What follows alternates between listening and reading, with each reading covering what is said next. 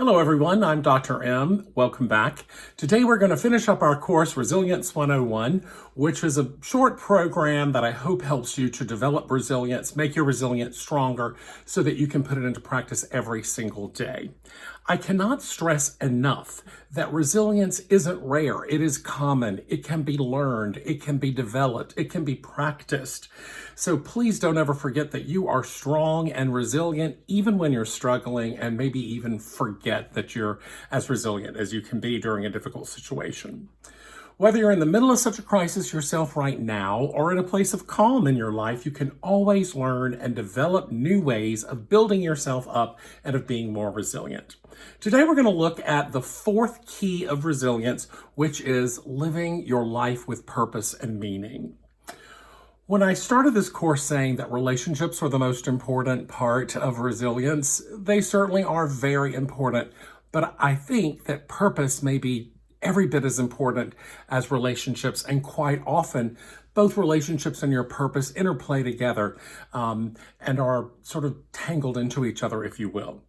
In fact, medical study after medical study after medical study that talks about how important relationships are to your health and longevity, they say the same thing about having a purposeful, meaningful life, living your life directed by purpose. The people who live their lives in that manner live longer, are happier, and they're more resilient. So you want to have purpose like a compass to direct you in a certain direction in life. The reason these health benefits are so prominent when you live a purposeful life is because people who live with purpose, they actually care more about their life. They care more about their relationships and about those that are around them. They care about their values in a much deeper and more meaningful way. And when you care that deeply, it reduces your cortisol. Cortisol can be, it's one of those fight and flight chemicals that comes out. But if you're not experiencing that level of fight and flight, cortisol can be pretty harmful to your health. So it reduces the production of cortisol. It helps with your lipid metabolism. Lipid metabolism is very important to the brain, which has a lot of lipids in it. It can lower your blood pressure. It can lower your blood sugar. It can improve your immune system and protect you from getting ill. It can even help with our memory and our cognitive functioning as we get older. So maybe you're one of those people who's already living a purposeful life, already knows what your purpose is or what brings meaning to your life. If that's you, you're well on your way to being more resilient should you encounter a new struggle up ahead. If you aren't sure about what your purpose is, try this little exercise. I learned it from my friend Annette Simmons. She's been a dear friend and a mentor who taught me a great deal about storytelling. In fact, she is my guest in episode 5 of the podcast. Tune in to hear her. And this is the trick that she sometimes uses. Take a sheet of paper, draw a line down the middle of it. On the left side, write "don't wants." On the right side, put "wants," and then just write 2 long lists of what you don't want and what you do want. A lot of people think in terms of don't wants. They are really good at noticing what they do not want to have in their life, like they don't want to have conflict with their family members. They don't want to become ill. They don't want to feel anxious. You want to start off by looking at your list of don't wants and see if you can convert them into what you do want. For example, if you don't want conflict, then you would convert that into you want to find strategies for living more harmoniously with your family. If you don't want to be ill, it means you can convert that into a want by saying you do want to focus on prevention and activities that are good for your health, like exercise, eating right, seeing your doctor on time, etc. Okay, so you put all of these don't wants that you've now converted into things that you do want. Move those over. Now you got a long list, hopefully, of things that you want to see more of in your life.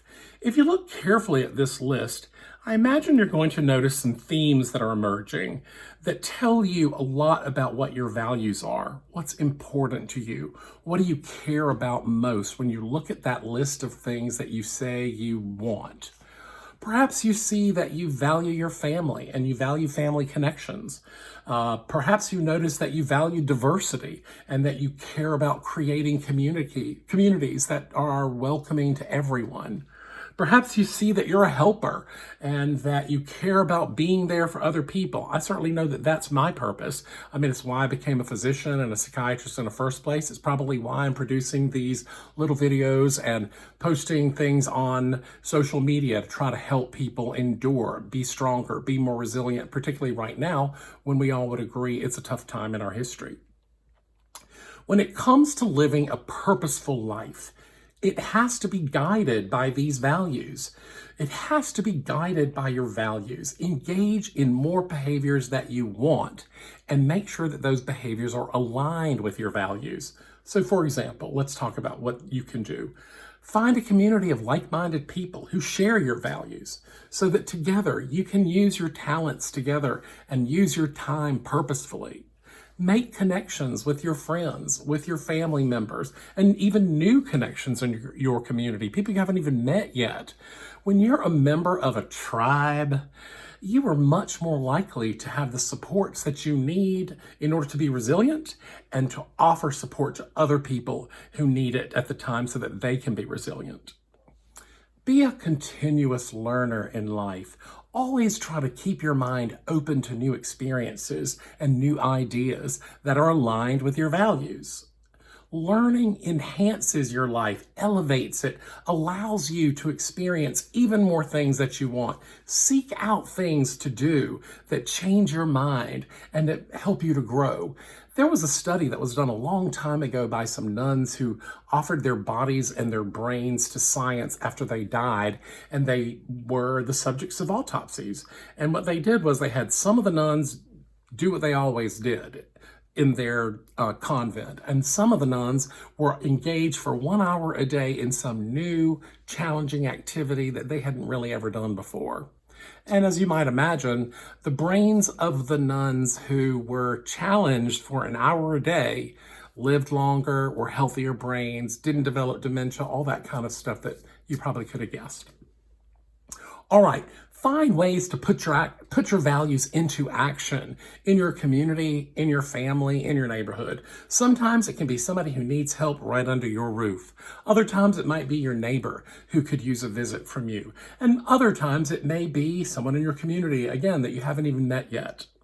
When it comes to being resilient, nothing makes you feel stronger and more resilient than being able to help someone else. When you're able to help someone else, it says something about you. It says that you're confident. Even if you're struggling, you know that you've got a little something to give someone else, and that tells you something about yourself. When you help others, not only are you giving someone else something that they need right now, but you're going to get something back in return. And that is the satisfaction of knowing that you were able to help another person and having the realization that you were strong enough to give something. Again, because I like science and I believe in evidence, study after study prove that people who volunteer in their communities, even in small ways, find that it adds meaning to their lives and gives them a sense of purpose.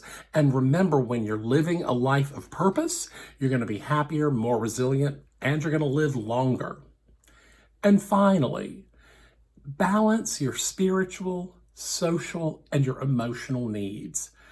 I don't find that I can separate those three things. In fact, I usually just kind of lump spiritual, emotional, and social into one word that I call the soul.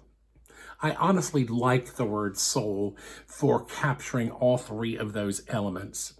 Maybe that is why some people follow religious teachings and they become active members of churches. Maybe for you that means communing with nature and taking the time and effort to appreciate the beauty of your environment, or perhaps improving your environment by gardening it. Maybe you care a great deal about the environment and you want to teach others about ways of making our planet healthier for years to come. Maybe it means that you're going to experiment with being creative in some way. Creativity often nourishes our soul. Try some new creative project like painting, writing poetry, making music, dancing, any of the creative arts. What's the worst thing that can happen?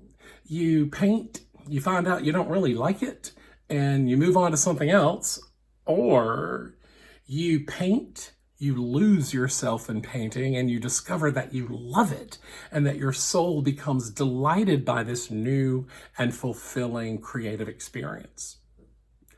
Socialize, laugh, cry, and please share stories with each other in your life. I know I sound like a broken record every time I say that, but sharing your personal stories with your friends and your family is a way for you to share your soul with them, for you to share your values with them by taking them on a field trip to a time in your life through story, when perhaps you learned about a value or you put some of your values into action. Your friends that know you today maybe didn't know you 20 years ago, and when you share a story with them, you are taking them on a field trip to a time in your life where they weren't there, but you can essentially ask them to visit that time in the life through story. And stories burn into our memories better than fire. Humans are built to listen, to share, and to think in stories. Not in words and sentences, but actually in stories. Words and sentences that come together in big chunks. That's what a story is. So sharing the right story at the right time to someone who may need to hear it from you may be just one of the best ways possible that I know of you to give something of your own life to the other person, and a way for you to give your own life meaning and purpose. I want to thank those of you that have hung in there with me all week long and participated in this educational series. I really appreciate it. I hope that it reminds you of ways that you can learn to be more resilient. Maybe you picked up some new tips. Altogether, the 5-part series is about an hour of videotape, so please feel free to share that with friends and family. If you happen to be a therapist, you're more than welcome to share it with your clients.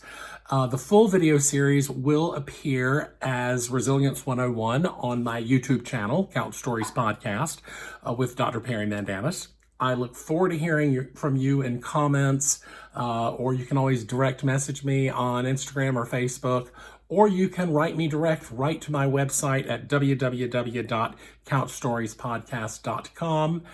I also hope that you will tune in and subscribe to my podcast that is available anywhere that you get podcasts: iTunes, Apple, Google, Spotify, Stitcher, any of your major podcast platforms. And there, you are going to hear story after story from me or one of my wonderful guests about how we learned from our struggles, developed more resilience, and continue to put that resilience into action today, just like you can. Take care, everyone. Please join the resilience.